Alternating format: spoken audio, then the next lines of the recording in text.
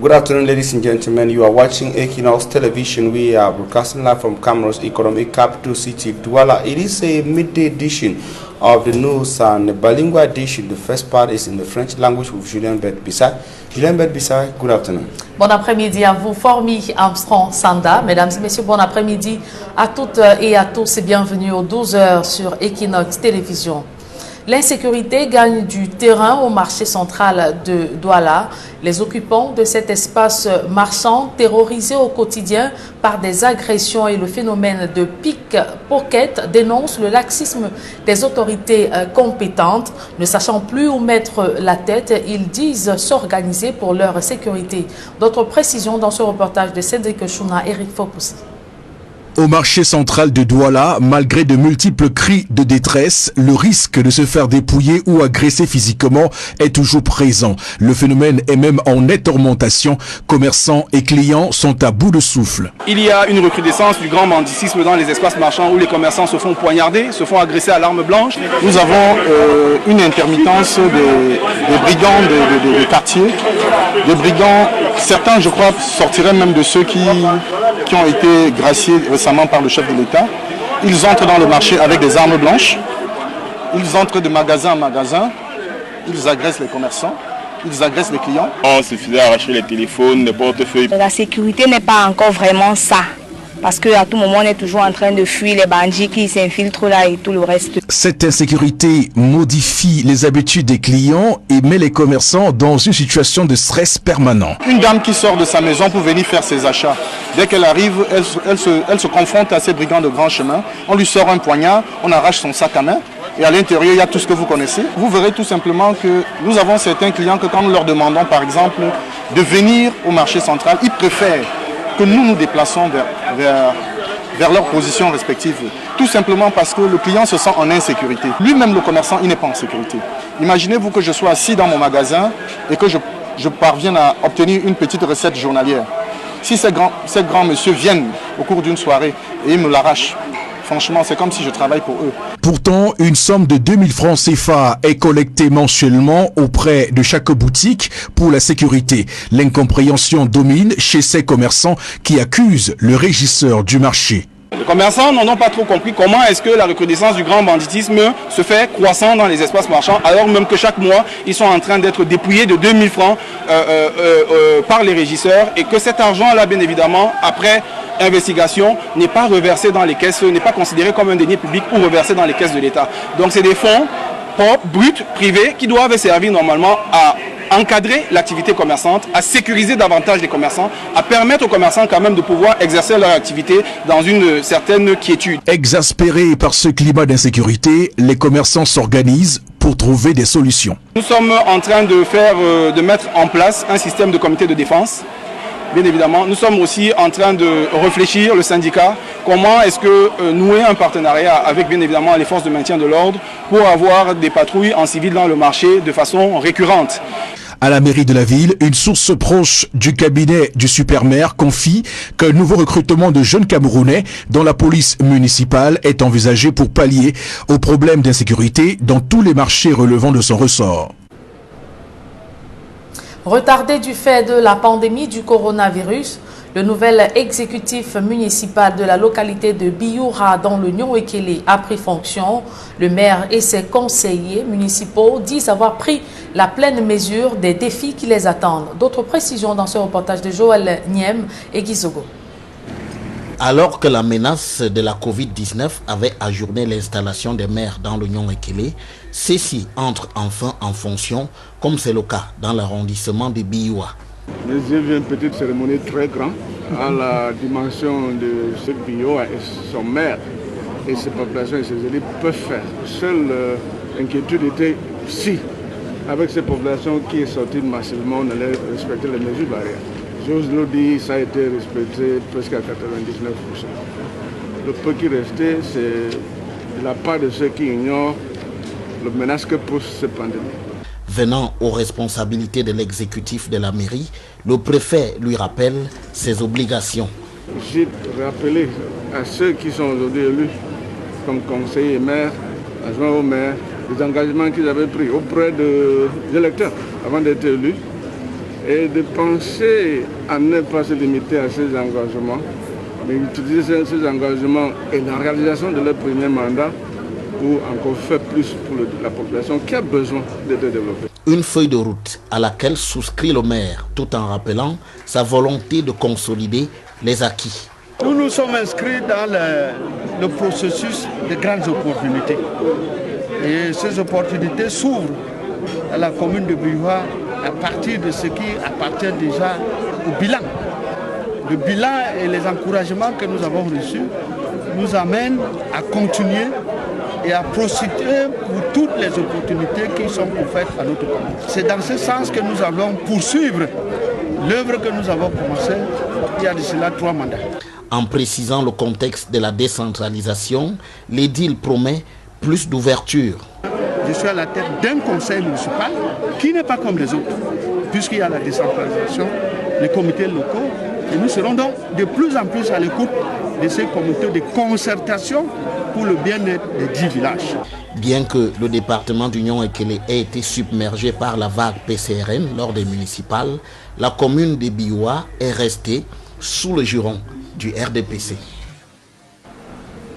Le débat sur l'absence des dépouilles lors des cérémonies funèbres continue de susciter la polémique au sein de l'opinion publique, surtout en cette période de pandémie de Covid-19 où plusieurs familles n'ont pas eu droit à leur corps.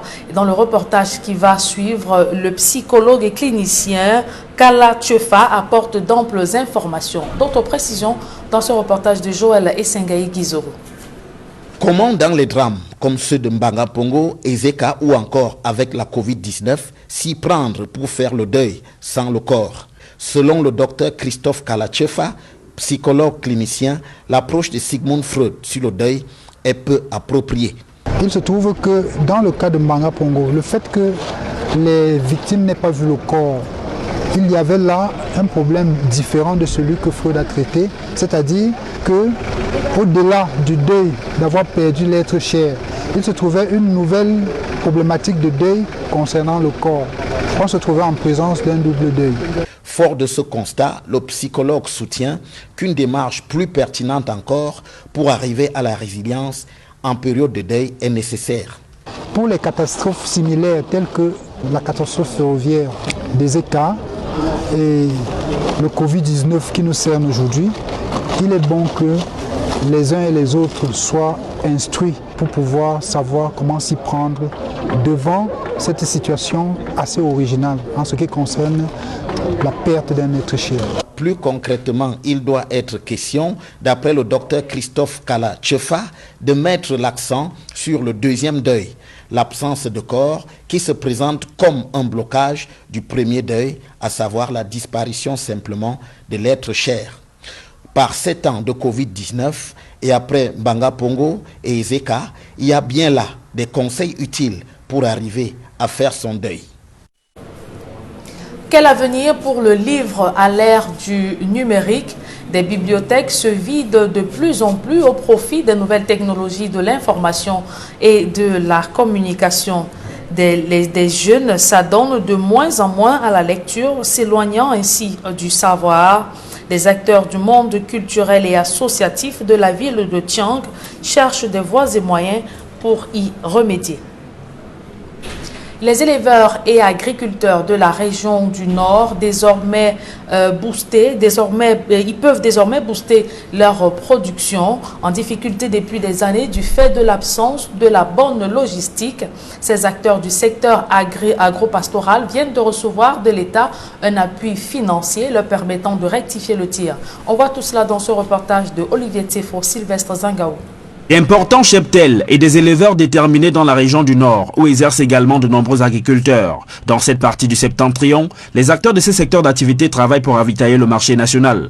Toutefois, leur détermination se heurte à plusieurs difficultés.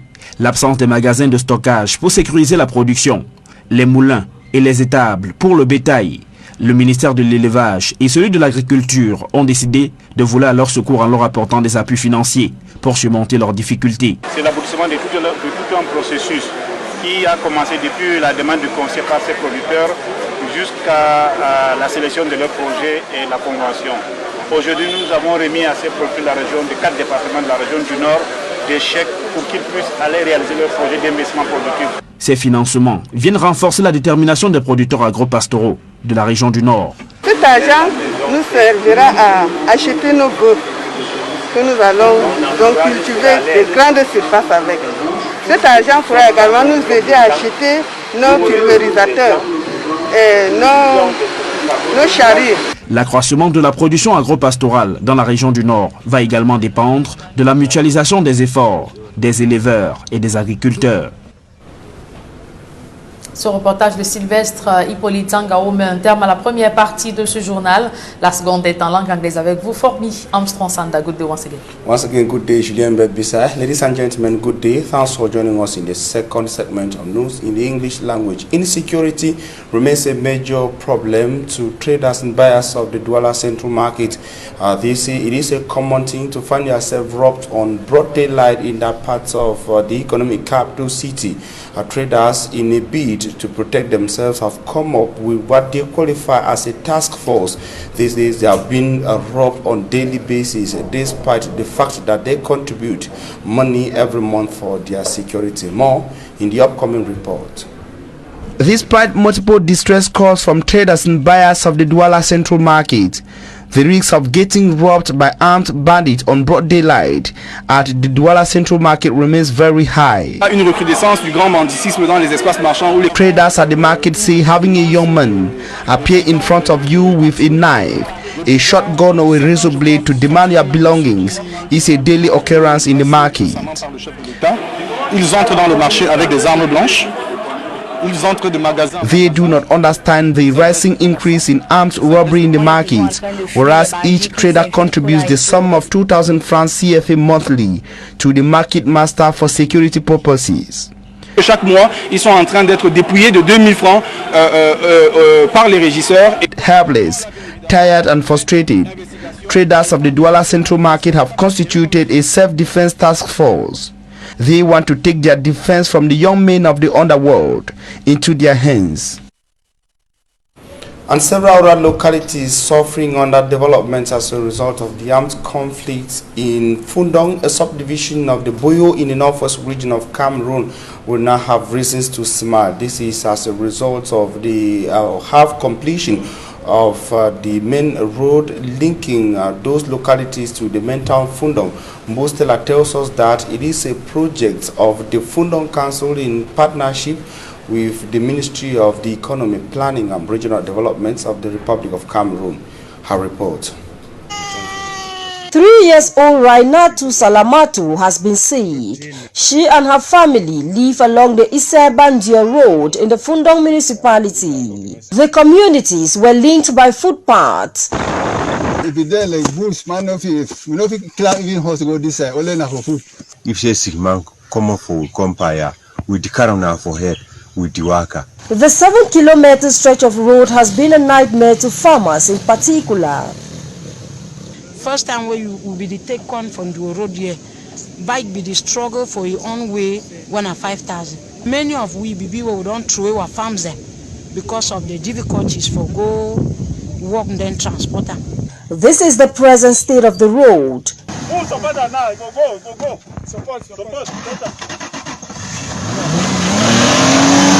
It is being realized thanks to a convention signed between the Fundong Council and the Ministry of the Economy, Planning and Regional Development.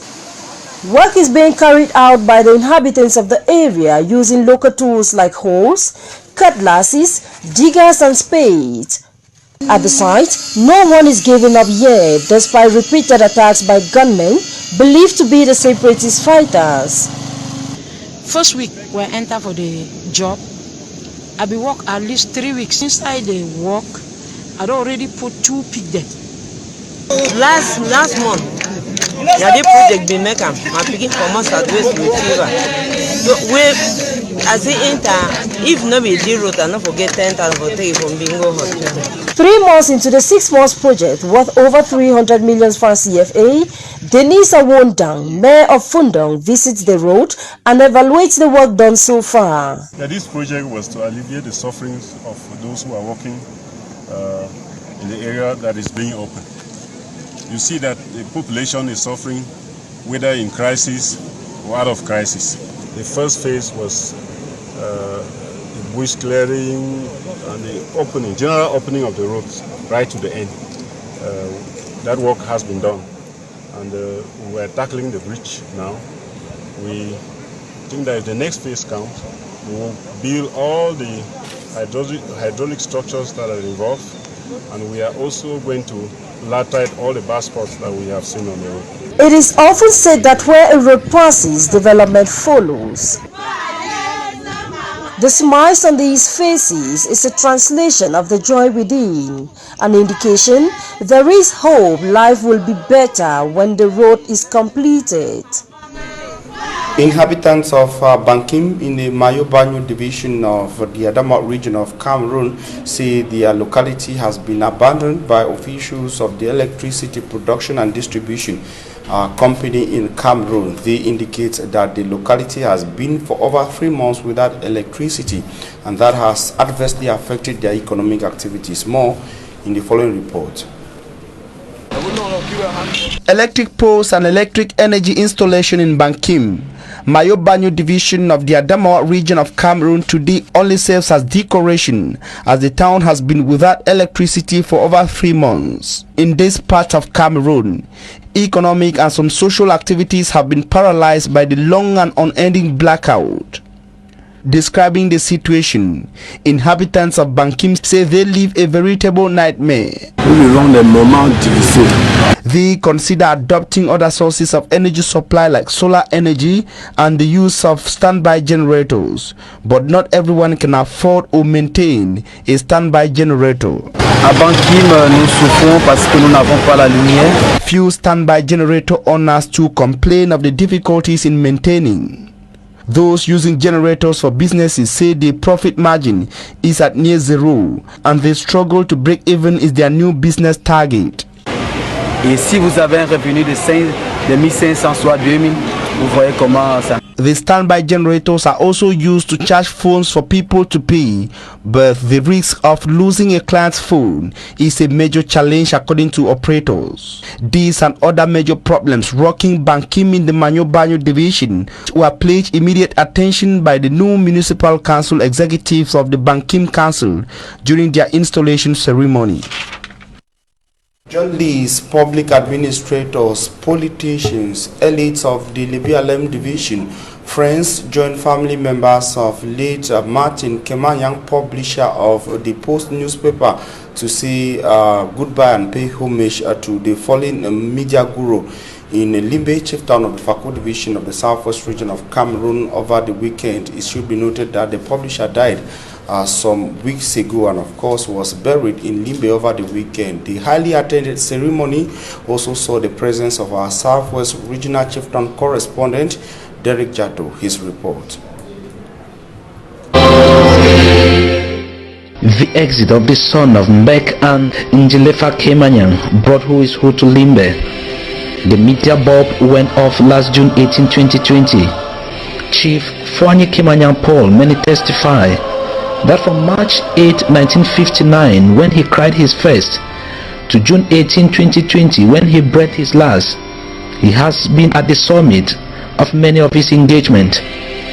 The traffic from Maiwan Regional Hospital Mortuary Limbe to the St. John of God Catholic Church Bonatikombo Mai 4 left all to ask, not who was in Limbe, but rather who was not in Limbe to see that star which had dimmed at midnight.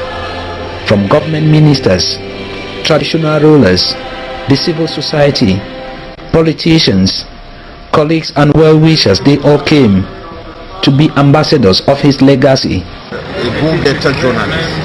He was interested in the entrepreneurial aspect of journalism. Well, I knew him as a big brother, somebody who was very supportive, who fought for the rights of journalists, but fought against all forms of gross human rights violations.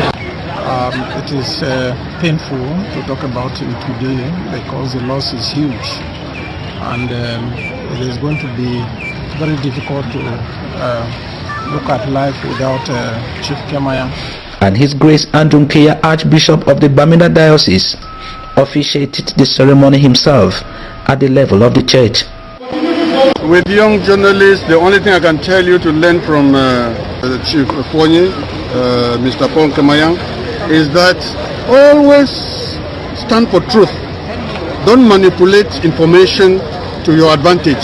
Always stand for the truth and always have that duty on yourself to defend those who are being oppressed. That was what Paul Kemayang stood. Chief Fonyi Kemayang Paul, publisher of the Star newspaper, was himself an authority of no mere repute, and his matchless courage took him round the world to meet and talk with big names of the planet. And as the state decorate him, his former employee in his sickbed recollect what his boss was to him. Yes, Chief Kemayang Paul is a man I worked with him for close to 14 years. He was a very straightforward man and a man who really loved his job. Sama George, fondly called here past, Sama had a fracture in 2018. Reason why he was not at the funeral ceremony to see his boss off for the last time, and asked Queen Clara Elangwe Kemayang, the prince and princess of the BLM division, bid farewell to their father and husband. Journalists on their part said their library is burned. We stay in the southwest region of Cameroon, this time around from Limbe to Buea, where the national president of the Cameroon Athletic Federation, Motombi Mbome Emmanuel, has indicated that outdoor activities of his federation will begin sometime in August to help athletes in Cameroon better prepare for the African Games and other competitions within and out of the African continent. He was speaking to Derek Jato. We shall be coming back to that report in subsequent editions of News on Equinox Television. Meantime, news will continue on Equinox at 6 p.m. We shall be having a full newscast in the English language, and at 8 p.m. a full newscast will be coming up in the French language. Julien Bet-Bissana will be back here tomorrow at 7 a.m. God willing. Julien, see you tomorrow at 7 a.m. Vous l'avez dit, Formi, rendez-vous demain 7 h, si elle plaît à Dieu. Mesdames et messieurs, merci d'avoir suivi cette édition bilingue du journal. Retrouvez dans quelques secondes Flavien Vallondongo et toute son équipe pour votre quotidien santé.